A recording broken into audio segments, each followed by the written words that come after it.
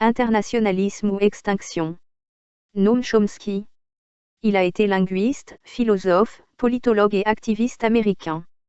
Professeur émérite de linguistique au Massachusetts Institute of Technology et l'une des figures de proue de la linguistique du XXe siècle, grâce à ses travaux en théorie linguistique et en sciences cognitives. Internationalisme ou extinction. Nous nous rencontrons à un moment extraordinaire, un moment unique dans l'histoire de l'humanité, un moment qui est à la fois un présage inquiétant et un espoir prometteur pour un avenir meilleur. L'international progressiste a un rôle crucial à jouer dans la détermination du cours de l'histoire. Nous nous trouvons à une époque de confluence de différentes crises d'une extraordinaire gravité, devant laquelle se joue littéralement le sort de l'expérience humaine. Dans quelques semaines, les problèmes atteindront leur paroxysme dans les deux grandes puissances impériales de l'ère moderne. La Grande-Bretagne est dans le noir et, après avoir déclaré publiquement qu'elle rejette le droit international, est au bord d'une rupture brutale avec l'Europe, en passe de devenir encore plus un satellite américain. Mais, bien sûr, pour l'avenir, la chose la plus pertinente est ce qui se passe dans l'hégémonie mondiale, miné par le pouvoir destructeur de Trump, mais possédant toujours un pouvoir écrasant et des avantages incomparables.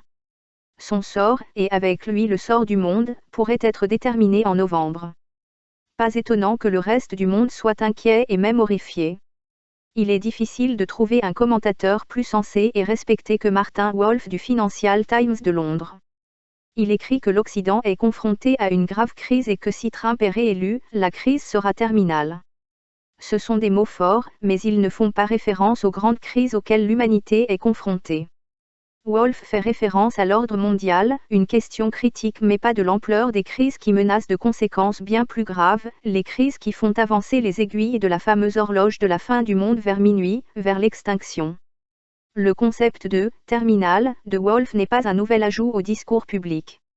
Nous vivons dans son ombre depuis 75 ans depuis que nous avons appris, un jour inoubliable du mois d'août, que l'intelligence humaine avait trouvé les moyens qui fourniraient bientôt une capacité de destruction définitive.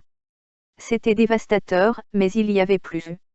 À ce moment-là, on n'avait pas compris que l'humanité entrait dans une nouvelle époque géologique, l'Anthropocène, dans laquelle les activités humaines pillent l'environnement de telle manière qu'il se dirige vers la destruction finale.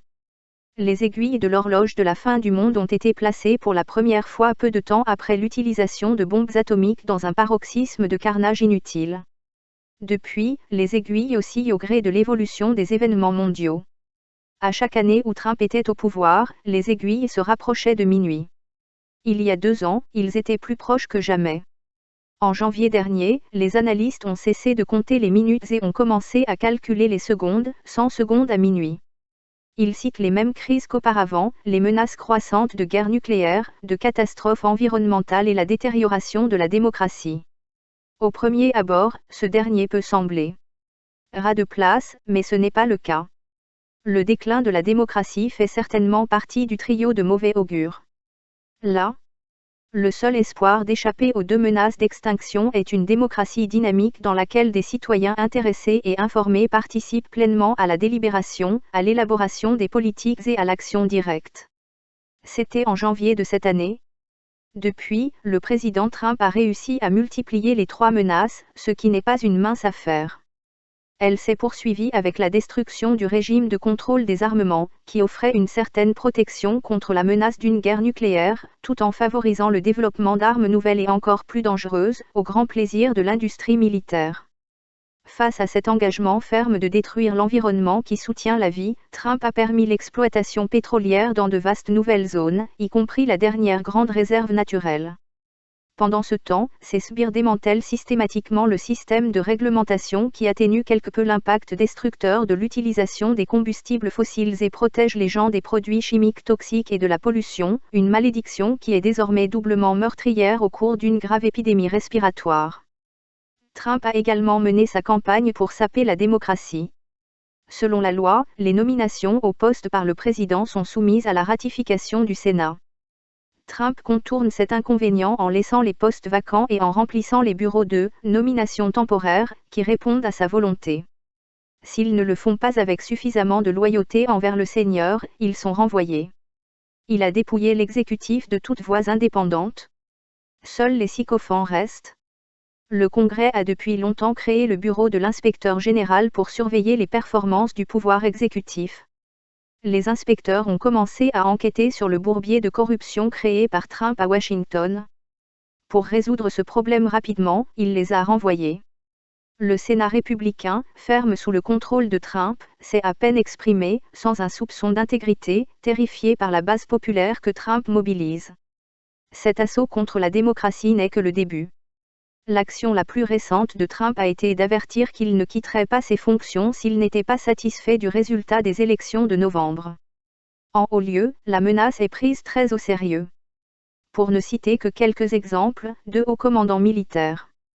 Des retraités très respectés ont publié une lettre ouverte au président des chefs d'état-major interarmés, le général Milley, soulignant sa responsabilité constitutionnelle d'envoyer l'armée pour destituer de force un président illégal, qui refuse de quitter ses fonctions après une défaite électorale et qu'il convoque pour sa défense le type d'unité paramilitaire qu'il a envoyé à Portland, Oregon, pour terroriser la population qui s'opposait fortement aux élus. De nombreuses personnalités au sein de l'élite dirigeante considèrent que l'avertissement est réaliste, y compris des membres du célèbre Transition Integrity Project, qui vient de rendre compte des résultats d'un jeu de guerre qu'il a mené pour simuler les résultats possibles des élections de novembre. Les membres du projet sont certains des plus éminents républicains, démocrates, responsables publics, experts des médias, sondeurs et stratèges, explique le codirecteur du projet, qui comprend des personnalités pertinentes des deux partis. Dans tous les scénarios possibles, à l'exception d'une nette victoire de Trump, les jeux ont conduit à quelque chose de similaire à une guerre civile dans laquelle Trump décide de mettre fin à l'expérience américaine.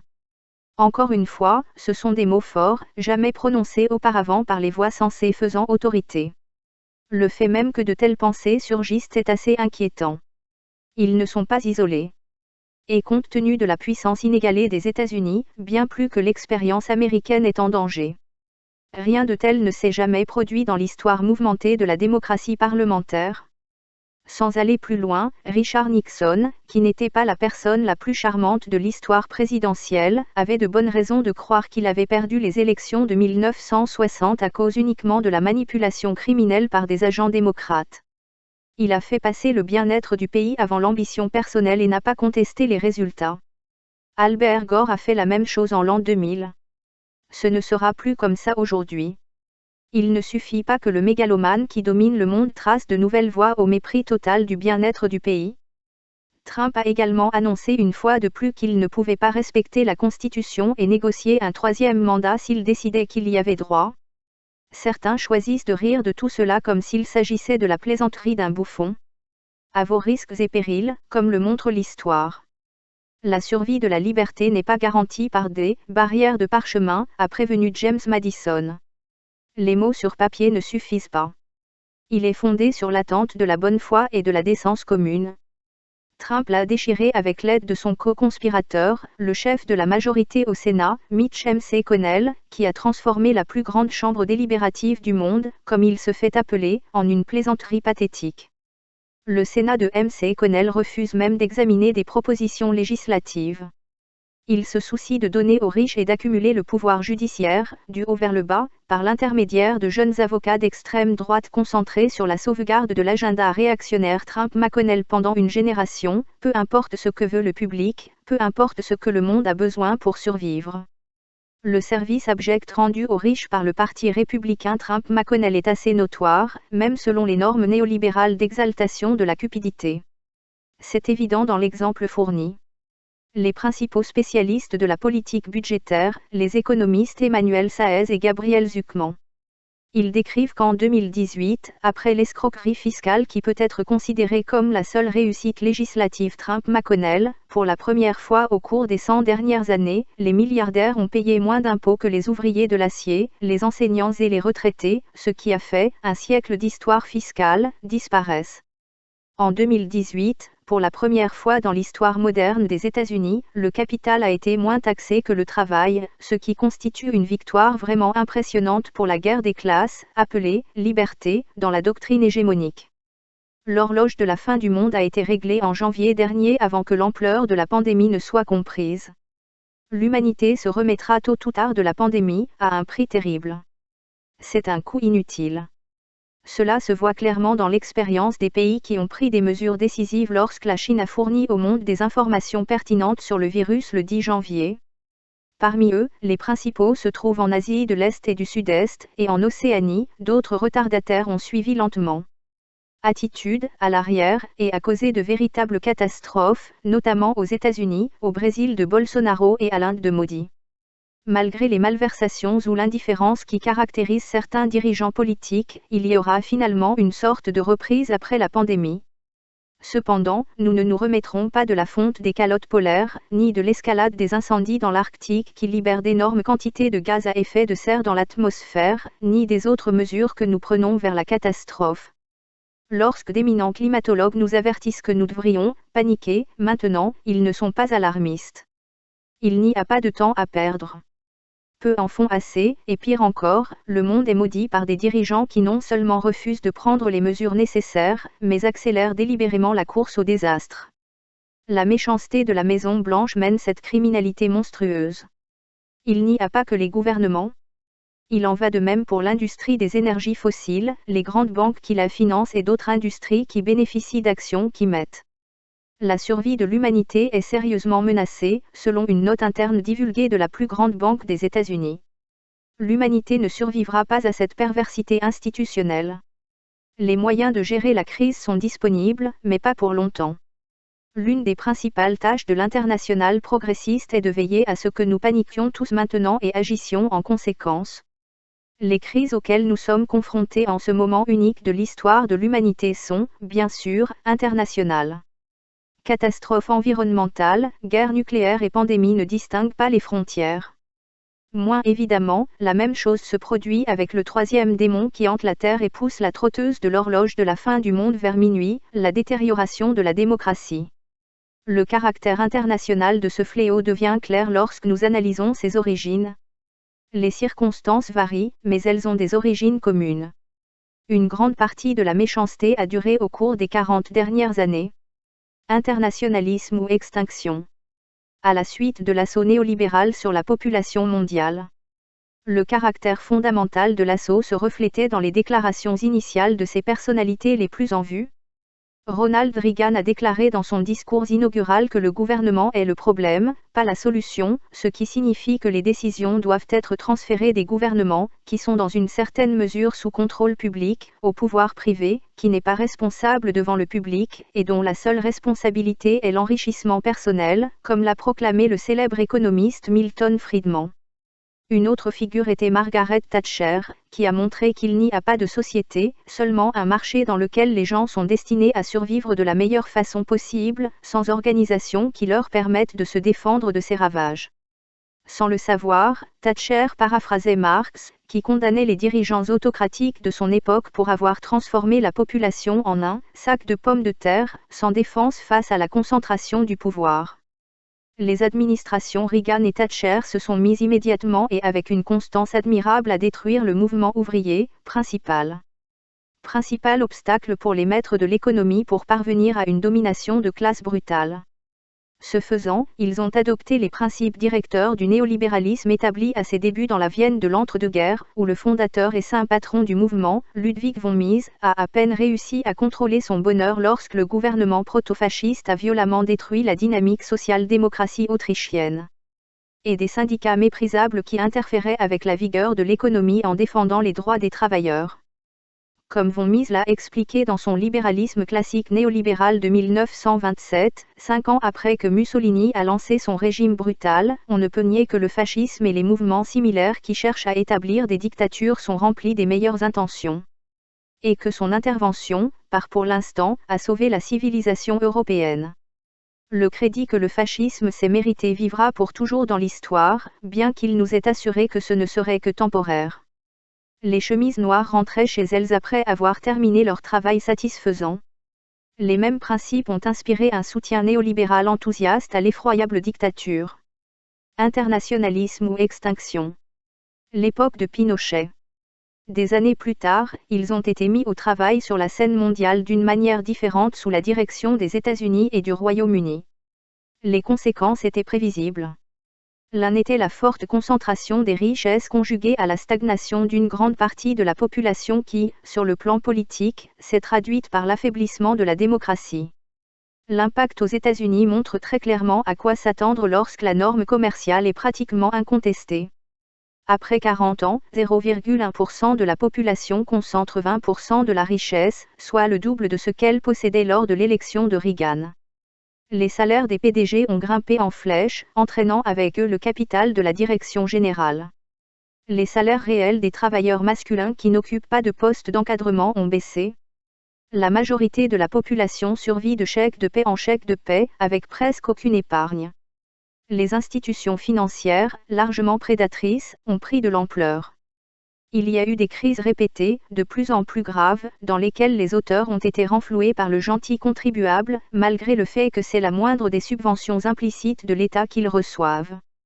Les marchés libres ont conduit à la monopolisation et à la réduction de la concurrence et de l'innovation, car les forts ont englouti les faibles. La mondialisation néolibérale a désindustrialisé le pays dans le cadre d'accords sur les droits des investisseurs qualifiés à tort accords de libre-échange. En adoptant la doctrine néolibérale selon laquelle les impôts sont du vol, Reagan a ouvert la porte aux paradis fiscaux et aux sociétés fictives, auparavant interdites et restreints par une application efficace de la loi. Immédiatement, cette situation a donné lieu à une énorme industrie d'évasion fiscale pour accélérer le vol massif de la population générale par les plus riches et le secteur des entreprises. Le changement n'est pas passé inaperçu. L'échelle est estimée à des dizaines de milliards de dollars. La situation s'est perpétuée, et les libéraux ont pris le dessus. Au moment où l'assaut commençait tout juste à prendre forme, en 1978, le président des Travailleurs Unis de l'automobile, Doug Frazee, a démissionné d'un comité patronal syndical qui avait été mis en place par l'administration Carter, exprimant son choc que les chefs d'entreprise aient choisi de mener une action unilatérale. Guerre des classes dans ce pays, une guerre contre les travailleurs, les chômeurs, les pauvres, les minorités, les plus jeunes et les plus âgés, et même contre de nombreux membres de la classe moyenne de notre société, et aurait rompu et jeté le fragile pacte implicite qui avait existé auparavant pendant la période de croissance et de progrès, pendant la période de collaboration entre les classes sous le capitalisme enrégimenté. Leur compréhension du fonctionnement du monde était quelque peu tardive, en fait trop tardive pour se défendre contre la guerre de classe acharnée déclenchée par les chefs d'entreprise qui ont rapidement été laissés libres par des gouvernements obéissants. Les conséquences dans une grande partie du monde ne sont pas surprenantes, colère généralisée, ressentiment, mépris des institutions politiques, tandis que les problèmes économiques majeurs sont cachés par une propagande efficace. Tout cela offre un terrain fertile aux démagogues qui peuvent se faire passer pour votre sauveur tout en vous poignardant dans le dos. Tandis qu'ils détournent l'attention du blâme pour vos conditions par des boucs émissaires, les immigrés, les Noirs, la Chine, quiconque correspond aux vieux préjugés. Pour en revenir aux grandes crises auxquelles nous sommes confrontés en ce moment historique, elles sont toutes internationales, et deux internationales se forment pour y faire face. L'une commence aujourd'hui, l'internationale progressiste. L'autre prend forme sous la direction de la Maison-Blanche de Trump, une internationale réactionnaire qui comprend les États les plus réactionnaires du monde. Dans l'hémisphère occidental, l'internationale comprend le Brésil de Bolsonaro et quelques autres. Au Moyen-Orient, les principaux membres sont les dictatures héréditaires du Golfe, la dictature égyptienne d'Al-Sisi, peut-être la plus dure de l'amère histoire de l'Égypte, et Israël, qui a depuis longtemps abandonné ses origines social-démocrates et s'est déplacé vers la droite, un effet qui devait résulter d'une occupation prolongée et brutale. Les accords actuels entre Israël et les dictatures arabes, qui formalisent des relations tacites de longue date, sont une étape importante vers la consolidation de l'internationale réactionnaire au Moyen-Orient. Les Palestiniens. Ils subissent un échec dévastateur, qui s'avère être le sort marqué de ceux qui manquent de pouvoir et ne rampent pas correctement aux pieds des maîtres naturels. À l'Est, un candidat naturel est l'Inde, où le Premier ministre Modi détruit la démocratie laïque indienne et transforme le pays en un État nationaliste hindou-raciste tout en écrasant le Cachemire. Le contingent européen comprend la démocratie illibérale d'Orban en Hongrie et des éléments similaires ailleurs. L'international bénéficie également du soutien puissant des institutions économiques mondiales dominantes. Les deux internationales couvrent une grande partie du monde, l'une au niveau des États et l'autre au niveau des mouvements populaires. Chacun représente en bonne place des forces sociales beaucoup plus larges, dont les images du monde qui devraient émerger de la pandémie actuelle sont diamétralement opposées. Une force travaille sans relâche pour construire une version plus dure du système mondial. Néolibéralisme, dont il a considérablement profité, à travers une surveillance et des contrôles plus intenses. L'autre aspire à un monde de justice et de paix, où les énergies et les ressources sont consacrées à répondre aux besoins humains plutôt qu'aux demandes d'une petite minorité. C'est une sorte de lutte des classes à l'échelle mondiale, avec de nombreuses facettes et des interactions complexes. Il n'est pas exagéré de dire que le sort de l'expérience humaine dépend de l'issue de cette lutte. Et maintenant, nous avons la tâche de nous mettre au travail. Terminé. Internationalisme ou extinction. Noam Chomsky.